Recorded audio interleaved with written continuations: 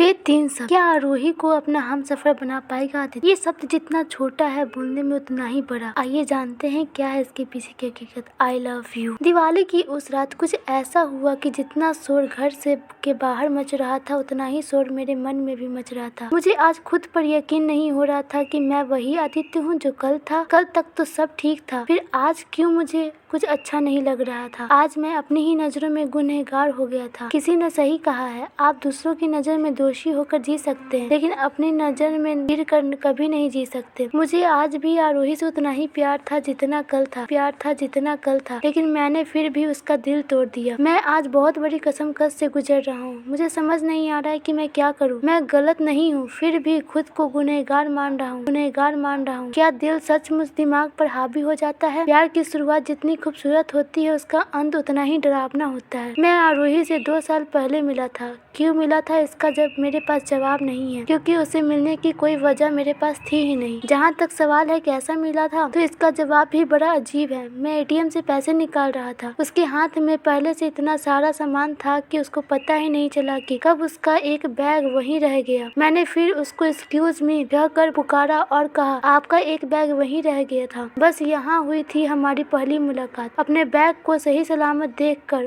वह खुशी से ऐसे उछल पड़ी मानो किसी ने आसमान से चांद भले ही ना सही लेकिन कुछ तारे तोड़ कर ला दिए हो। लड़कियों का खुशी में इस तरह का बर्ताव करने वाला फंडा मुझको आज तक समझ नहीं आया। उसकी मधुर आवाज में थैंक यू के बदले जब मैंने इट्स ओके कहा तो बदले में जवाब नहीं सवाल आया, और वह सवाल था आपका नाम। मैंने भी थोड़ा स्टाइल से थोड़ा शराफत से साथ अपना नाम बता दिया। जी आदित्य। ओह, मेरा नाम आरोही है। उसने मेरे हाथ से हाथ मिलाते हुए कहा, भैया कनॉट प्लेस चलोगे? मैंने आश्चर्य से उसकी तरफ देखा। यह सवाल उसने मुझसे नहीं की बल्कि साथ खड़े ऑटो वाले से किया था। नहीं मैडम जी, मैं तो यहाँ एक सवारी को लेकर आया हूँ। यहाँ उनका 5 मिनट का काम है, मैं उन्हीं को लेकर वापस जाऊंगा। ओह, मासूमी से आरोही ने कहा। मैंने मन में सोचा, पूछूं या नहीं। अब जब इंसानियत निभा रहा हूँ तो थोड़ा और निभाने में मेरा क्या चला जाएगा। जी दरअसल मैं भी कनॉट प्लेस ही जा रहा हूँ, लेकिन मुझे थोड़ा आगे जाना है। अगर आप कहें तो मैं आपको वहाँ तक छोड़ सकता हूँ। मैंने आरोही की तरफ देखते हुए कहा। उसका जवाब हाँ में था। यह उसके जबान से पहले उसकी आंखें कह दिया था। मैंने उसका बैग कार में रखा और उसके लिए कार का दरवाजा खोला। रास्ते में हमने एक दूसरे से काफी बातचीत की। क्या आप यही दिल्ली से हैं? मैंने आरोही से पूछा। उसका जवाब, नहीं, मैं यहाँ तो अपने चाचा जी के घर आई हूँ। उनकी बेटी यानी मेरी दीदी की शादी है, इसीलिए आज मैं शॉपिंग के लिए आई थी। आरोही ने मुस्कान के साथ कहा। कमाल है, दिल्ली जैसे शहर में अकेले शॉपिंग, जबकि आप दिल्ली की भी नहीं है। मैंने आश्चर्य से पूछा। अरे नहीं, दिल्ली मेरे लिए बिल्कुल भी नया शहर नहीं है। मैं दिल्ली कई बार आ चुकी हूँ। मेरी स्कूल की छुट्टियों से लेकर कॉलेज की छुट्टियाँ यहीं बीती है, इसलिए न दिल्ली मेरे लिए नया है और न मैं दिल्ली के लिए। मैंने और आरोही ने कार में बहुत सारी बातें की। वैसे मेरे से ज्यादा उसने बातें की। बोलना भी उसकी हॉबी में शामिल है। यह उसके बिना बताए ही मुझे पता चला था। उसके साथ बात करते करते पता नहीं चला कि कब कनॉट प्लेस आ गया।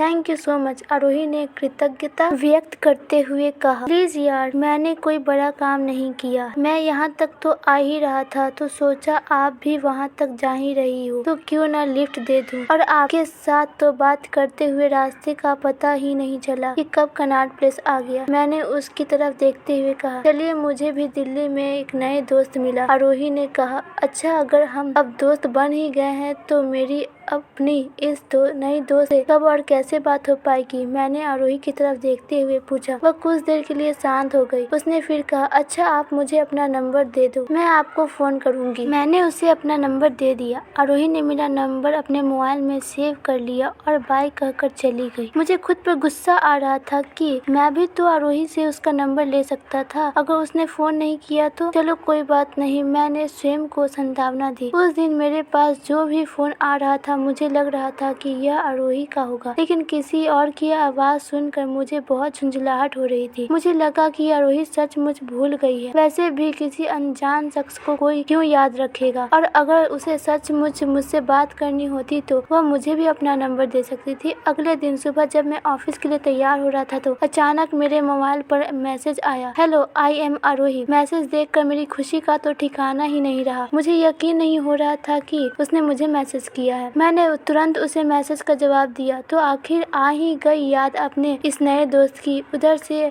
आरोही ने मैसेज किया, सॉरी दरअसल कल मैं काम में बहुत व्यस्त थी, जब फ्री हुई तो काफी देर हो चुकी थी, इसीलिए फोन या मैसेज नहीं किया। मैंने आरोही को मैसेज किया, दोस्त को कभी भी डिस्टर्ब किया जा सकता है। आरोही का जवाब आया, ओह अब याद रहेगा। इससे शुरू हुआ हमारे बातों का सिलसिला, जहाँ मुझे अभी कुछ देर पहले तक लगता था कि अब शायद ही उससे दोबारा मिलना होगा, लेकिन कभी कभी जो आप सोचते हैं उससे थोड़ा अलग होता है। आरोही की बड़ी बहन की शादी मेरे ही ऑफिस के सहकर्मी से थी। जब ऑफिस के मेरे दोस्त ने मुझे शादी का कार्ड दिया तो शादी की बिल्कुल वही तारीख और जगह को देखकर मैं समझ गया कि हमारी दूसरी मुलाकात का समय आ गया। पहले तो शायद मैं शादी में न भी जाता, लेकिन अब सिर्फ और सिर्फ आरोही से दोबारा मिलने के लिए जा रहा था। मैंने झट से उसे मैसेज किया, मैं भी तुम्हारी दीदी की शादी में आ रहा हूँ। आरोही का जवाब में मैसेज आया, लेकिन आदित्य मैंने तो तुम्हें बुलाया ही नहीं। उसका मैसेज देखकर मुझे बहुत हंसी आई। मैंने ठिठोली करते हुए लिखा, तो उसका जवाब आया, तो क्या मतलब तुम बिना बुलाए आओगे? किसी ने पूछ लिया तो मुझे बड़ी हंसी आ रही थी। मैंने अपनी हंसी रोकते हुए उसे फोन किया, हेलो आरोही, मैंने हंसते हुए कहा, तुम बिना बुलाए आओगे शादी में? आरोही ने एक सांस में कहा, हाँ, तो मैं डरता हूँ किसी से, बस मैं आ रहा हूँ। मैंने थोड़ा उत्साहित होकर कहा, लेकिन किसी ने देख लिया तो? आरोही ने बेचैनी से पूछा। धन्यवाद दोस्तों, अगर आपको ये कहानी अच्छी लगी तो वीडियो को लाइक कीजिए, हमारे चैनल को सब्सक्राइब कीजिए और बेल आइकन को भी क्लिक कर दीजिए ताकि इस वीडियो का पार्ट 2 आए तो आप सबसे पहले उस वीडियो को देख सकें।